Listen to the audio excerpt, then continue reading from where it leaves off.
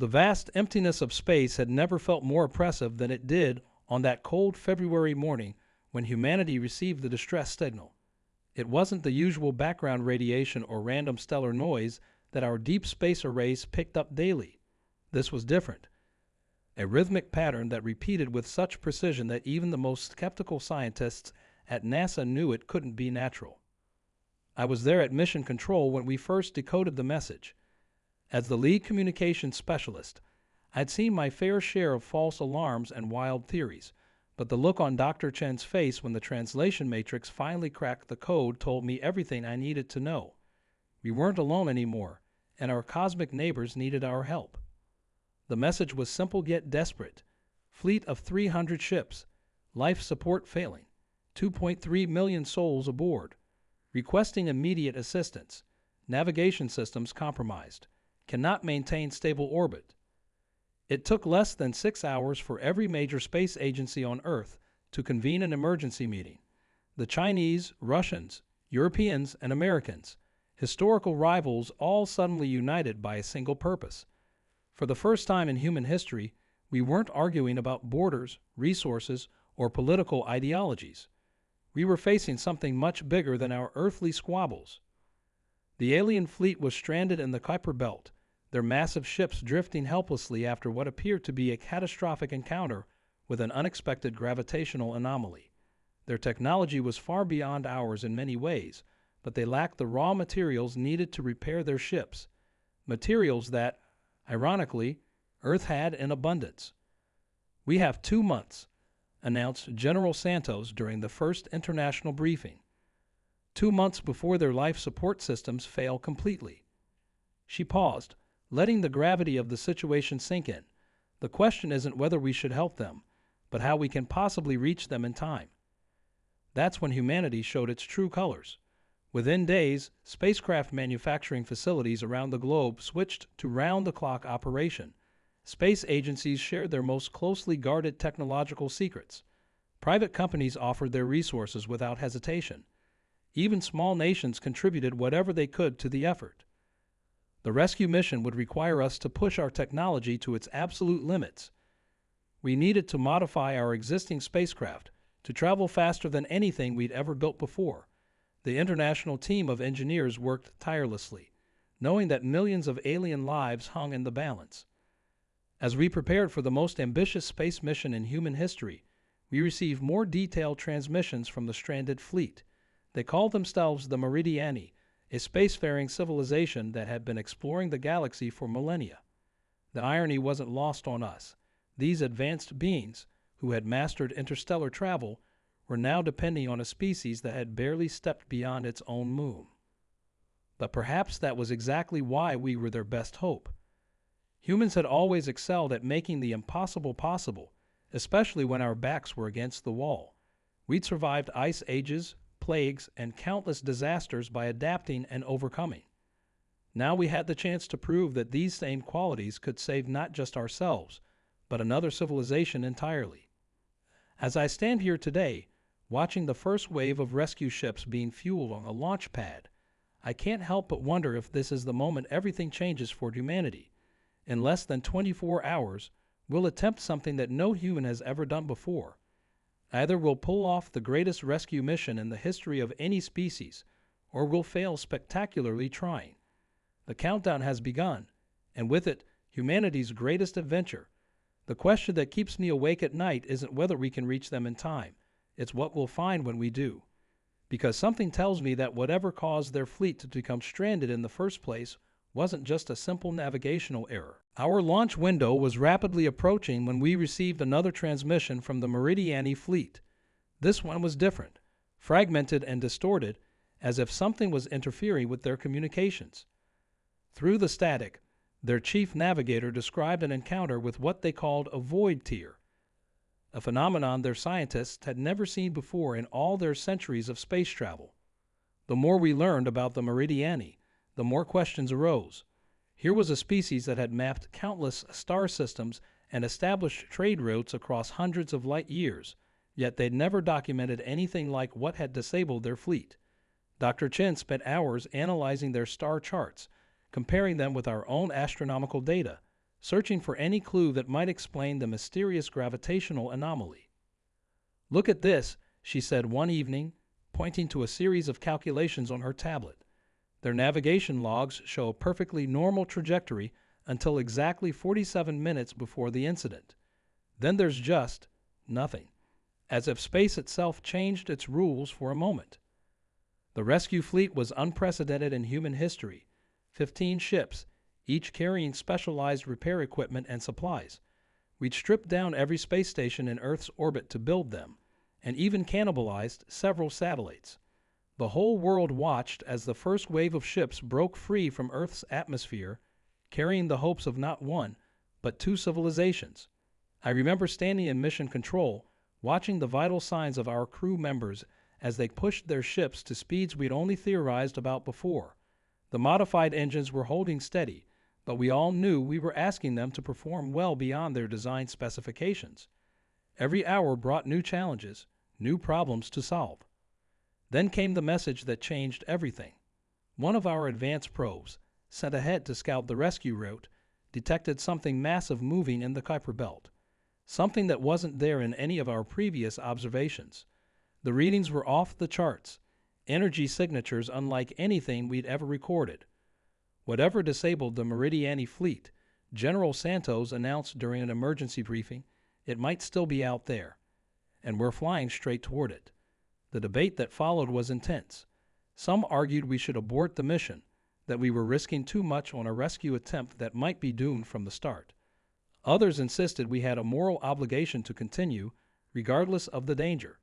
In the end, it wasn't even a choice. We'd come too far to turn back now. But we weren't going in blind. We modified our approach vector, programming the ships to stay well clear of the anomalous readings. The Meridiani provided us with what they could: technical specifications of their ships, details about their life support systems, anything that might help us prepare for what we'd find when we reached them. Through it all, I couldn't shake the feeling that we were missing something crucial. The Meridiani were being helpful, yes, but sometimes their responses seemed rehearsed, as if they were carefully choosing what information to share with us. During one late-night transmission, I noticed a subtle pattern in their communication that didn't match their previous messages. It was almost like they were trying to tell us something without actually saying it. As our rescue fleet approaches the outer edges of the Kuiper Belt, that nagging feeling only grows stronger. The void tear, the mysterious energy signatures, the careful way the Meridiani share information. It all points to something bigger than a simple rescue mission. And as we prepare to cross into the region where the anomaly was last detected, I can't help but wonder, are we about to discover what really happened to the Meridiani fleet, or are we flying straight into the same trap that caught them? The first sign that something was deeply wrong came when our lead rescue ship, the Endeavour, crossed the threshold where the Meridiani fleet had reported their initial system failures. Our sensors immediately went haywire. Gravity readings fluctuated wildly, and our quantum communications array picked up echoes of signals that seemed to come from everywhere and nowhere at once. All ships, maintain formation. Captain Rodriguez's voice crackled through the comm system, steady despite the tension. Whatever affected their fleet might still be active. Stay alert. The rescue fleet pressed forward, our modified engines humming at frequencies that would have been impossible just months ago. That's when we received an unexpected transmission from one of the Meridiani's smaller ships, separate from their main communication channel. The message was brief, encoded differently from their previous transmissions. Beware the lights. They are not what they seem. Our children are the key. Before we could request clarification, the main Meridiani fleet sent another message, overriding the first. Disregard unauthorized transmission. Navigation systems experiencing random data corruption. But we've been communicating with them long enough to detect the subtle shift in their language patterns. Something had changed. The void tear appeared exactly where the probe had detected those strange energy signatures. It was beautiful and terrifying. A rippling curtain of darkness that seemed to bend the starlight around it. Our sensors couldn't make sense of it. They showed impossible readings, as if space itself was being folded and unfolded like origami. Multiple contacts. Our sensor officer shouted. Movement detected within the tier. The rescue fleet's formation tightened as we watched something emerge from the darkness. They looked like shells of light, each one about the size of a small moon, pulsing with an inner radiance that our instruments couldn't classify. That's when the Meridiani fleet suddenly powered up, their supposedly failing systems coming online with an efficiency that contradicted everything they'd told us about their condition. A new transmission came through, this time from their flagship, but the voice was different from any we'd heard before. "You should not have come," it said, the words carrying a weight that made my spine tingle. "But perhaps it is better this way. Now you can bear witness." The light shells began to move, arranging themselves in a pattern that our computers recognized immediately. It matched the ancient geometric symbols that had been appearing in crop fields and desert sands across Earth for the past century. The same patterns we dismissed as hoaxes and pranks. General Santos's voice cut through the chaos. "All ships, activate defensive protocols. Something tells me we're about to find out what really happened to our Meridiani friends." The rescue fleet's weapons powered up. Not that we thought our hastily upgraded Earth technology would do much good against whatever we were facing. Through the quantum comm, we detected fragments of communications between the Meridiani ships, desperate messages about the cycle beginning again, and the price of defiance. Their fleet began to move, positioning itself between us and the light shells, but whether they were protecting us or preventing our escape wasn't clear. The void tear pulsed, expanding outward like a blooming flower of darkness. More light shells emerged, dozens of them, then hundreds, until we were surrounded by a sphere of living light. The space around us warped and twisted, and our engines strained against forces that defied physics as we knew it. Standing in the Endeavor's command center, watching these impossible events unfold, I realized we weren't just witnessing a rescue gone wrong. We were seeing the culmination of something that had been set in motion long before humanity took its first steps into space. The Meridiani, their mysterious distress call, the void tear, the light shells.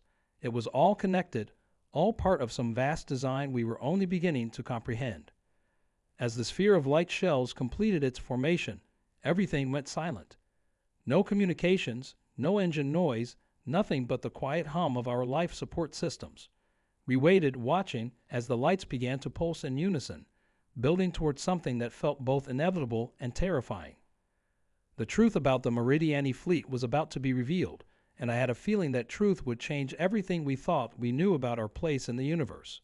The real question was, would humanity survive the revelation? The pulsing lights reached a crescendo, and suddenly every screen on the Endeavor lit up with the same message, not in Meridiani script or human language, but in pure mathematical equations that scrolled endlessly.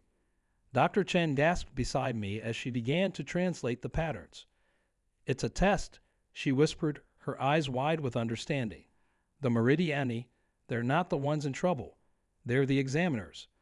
As if confirming her words, the massive alien fleet shifted formation, their ships now clearly herding us toward the center of the light sphere.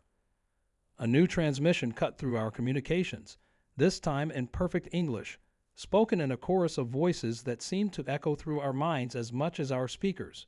"Humanity has reached a crucial threshold.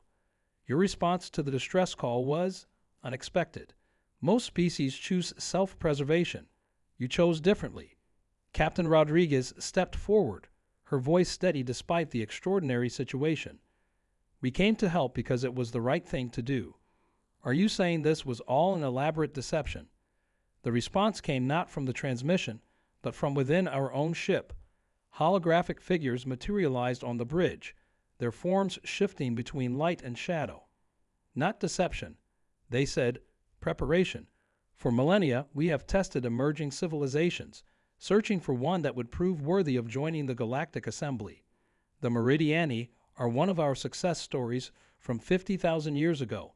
They volunteered to help test humanity's readiness." The void tear suddenly expanded, revealing glimpses of other worlds, other civilizations, some familiar from the Meridiani's star charts, others completely alien. But something was wrong. The images showed planets in crisis, civilizations facing extinction-level events. This wasn't just about us anymore. "The assembly is fracturing," the chorus continued. Old alliances are failing. We need new perspectives, new solutions. Humanity's greatest strength is not your technology or your intelligence, but your relentless determination to help others even at great cost to yourselves. This is rare in the galaxy, rarer than you can imagine. A shudder ran through our fleet as some kind of energy field enveloped our ships. The Meridiani vessels moved closer, their previous deception forgotten as they took up protective positions around us. Through our viewport, we could see more void tiers opening, and with them came sounds of distant battles. But now you face a choice, the chorus announced. The test is not over. What you're seeing are real-time events across the galaxy. Hundreds of civilizations are facing extinction. We can send you home, back to Earth, to continue your isolated existence. Or you can join us now, untested and unprepared, to face threats that have already overwhelmed far more advanced worlds. General Santos stared at the holographic figures, her expression hard. This isn't just about joining your assembly, is it? You're recruiting for a war. The lights pulsed in acknowledgement, and the images of distant worlds grew more urgent, more desperate. The void tier directly ahead of us widened, offering a clear path back to Earth. But the one spreading out to either side showed scenes of chaos and destruction, of civilizations crying out for help. The choice seemed impossible. Our technology was primitive compared to the other species, our fleet tiny and barely holding together after the journey here. Dr. Chen's hands flew across her console as she analyzed the data streaming in. These attacks, they're not random. There's a pattern. Something is systematically targeting specific types of civilizations. She looked up, her eyes bright with realization, and Earth matches the profile perfectly. As if in response to her discovery, all the holographic figures turned to face her, their forms solidifying into something more concrete, more threatening. Now you understand, they said. The choice isn't between going home and helping others. It's between facing what's coming alone or standing with the assembly. The lights around our fleet began to spin faster, creating a dizzying display of color and motion. Through the chaos, I could see the Meridiani ships powering up their weapons, not in threat, but in preparation. Whatever was hunting civilizations across the galaxy, it was coming, and humanity had just been thrust into the middle of a conflict that would determine not just our fate, but the fate of countless worlds. In that moment, staring at the swirling lights and the scenes of distant battles, I realized that the true test wasn't about whether humanity would help a stranded alien fleet. It was about what we would do when we discovered that the entire galaxy needed saving. Captain Rodriguez stood at the helm of the Endeavor, her decision echoing through the quantum comm network. Humanity didn't come this far to turn back. If there are worlds that need help, we stand ready. The words were simple, but they sent ripples of energy through the light beings surrounding our fleet. The holographic figures merged into a single form, towering and brilliant. Then witness the truth of what you face. With a gesture, the void tiers widened, revealing not just scenes of destruction, but the cause, massive ships of pure darkness, each one consuming the energy of entire civilizations. They were like inverse stars, radiating darkness instead of light. The harvesters, the Meridiani commander's voice cut in. They seed young civilizations with technological gifts, wait for them to develop, then return to reap the energy of their advancement. Earth's recent technological leaps weren't just human ingenuity, they were bait. Dr. Chen's hands flew across her console, correlating data. The crop circles, the mysterious signals, the unexplained technological breakthroughs. They were preparing Earth for harvest. Her voice trembled, but something changed their timeline. Our response to the distress call wasn't just unexpected.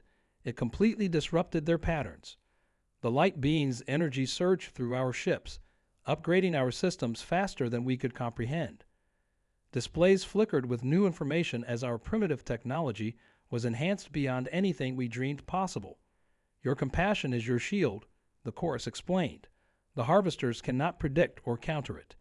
This is why we searched for so long. Without warning, space itself seemed to tear apart as a massive harvester ship emerged less than a kilometer from our fleet. Its surface was like flowing oil, absorbing all light. But instead of retreating, the human fleet moved forward. our upgraded weapons systems coming online with power we barely understood. The battle that followed defied description.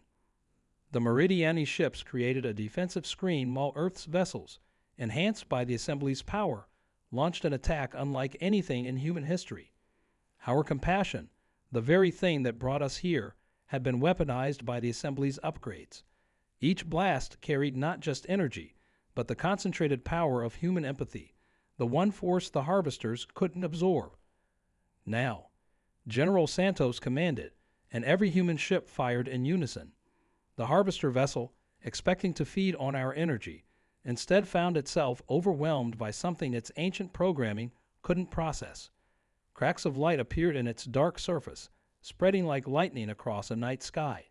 But victory came with a price. As the Harvester ship began to break apart, it released a pulse of dark energy aimed directly at Earth's coordinates. Our sensors showed it would reach our planet in less than an hour. We'd won the battle but exposed our home to immediate threat. That's when the Meridiani revealed their final secret. Their ships began to transform, combining into a massive array. "We can redirect the pulse," their commander announced, "but we'll need your help. The Assembly chose humans for a reason. You can do something none of us can." The light beings surrounded our fleet, their energy merging with our ships. "Your souls are different," they explained. "Where we see patterns, you see possibilities. Where we calculate, you hope. The Assembly doesn't need your technology. We need your humanity." In that moment, everything became clear. The test, the deception, the battles, they were all leading to this moment. Every human aboard every ship joined hands, our collective consciousness merging through the Assembly's network. And as the dark pulse approached Earth, we did something that had never been done in the history of the galaxy. We didn't just redirect the energy. We transformed it. Through the combined power of human compassion and Assembly technology, we turned the Harvester's weapon into something entirely new. The pulse that would have destroyed Earth instead became a shield, a protective barrier of transformed dark energy that would hide our planet from the Harvesters forever. But as the energy settled, our sensors detected something unexpected. The transformed pulse hadn't just created a shield, it had opened a door. Through it, we could see other realities, other Earths that had faced their own tests. And in that infinite expanse of possibilities, we realized that humanity's true journey was just beginning. The Assembly hadn't just been looking for allies in a war. They'd been searching for those who could completely change the rules of existence itself. And in choosing to help others without hesitation, humanity had unknowingly proven itself capable of exactly that. Standing on the observation deck of the Endeavour, watching the transformed energy field shimmer around Earth like an ethereal aurora, I finally understood why the Assembly had chosen such an elaborate test. They hadn't just been measuring our technology or our courage. They'd been testing our capacity for growth. The Meridiani ships, now restored to their original magnificence, took up positions around Earth as our first line of defense and diplomatic partners. Their commander, finally able to speak freely, explained that their own civilization had faced a similar test centuries ago. "But you," she said, her voice filled with something like pride, "you exceeded every parameter we had established. Where other species took decades to prove themselves, you did it in a single decision. The return to Earth was nothing like our departure. Our ships, now integrated with Assembly technology, made the journey in minutes rather than weeks. But we weren't the same people who had left on a desperate rescue mission. The knowledge granted to us by the Assembly showed us just how vast and intricate the universe truly was. Dr. Chen spent hours documenting the changes in our understanding of physics, biology, and consciousness itself. The Harvesters weren't just feeding on technology, she explained during the first briefing back on Earth. They were consuming potential, the unique ways each civilization might contribute to the universe. But they never understood that potential isn't just about advancement. It's about connection. The light beings established a permanent presence on Earth, not as rulers or guides, but as partners. They helped us understand the doorway we'd created, a gateway to infinite possibilities that only human consciousness could navigate safely. Other species had the technology to create such doors, but only humanity's unique combination of empathy and determination could ensure they led to growth rather than destruction.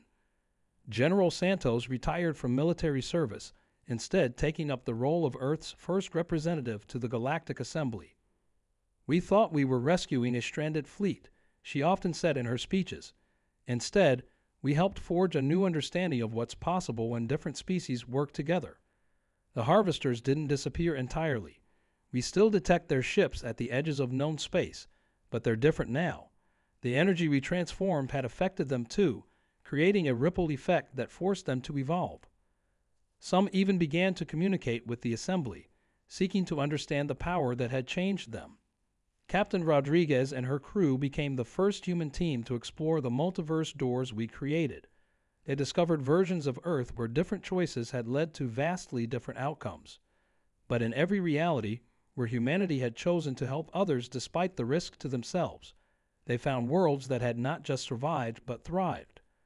Looking back now, 50 years after that first distress call, Earth has changed in ways we could never have imagined.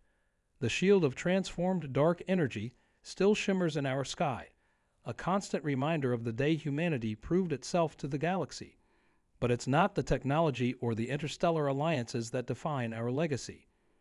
What truly matters is that when faced with the choice between self-preservation and helping others, we chose to help. When given the opportunity to retreat to safety or face unknown dangers to protect strangers, we stepped forward. Our world isn't perfect.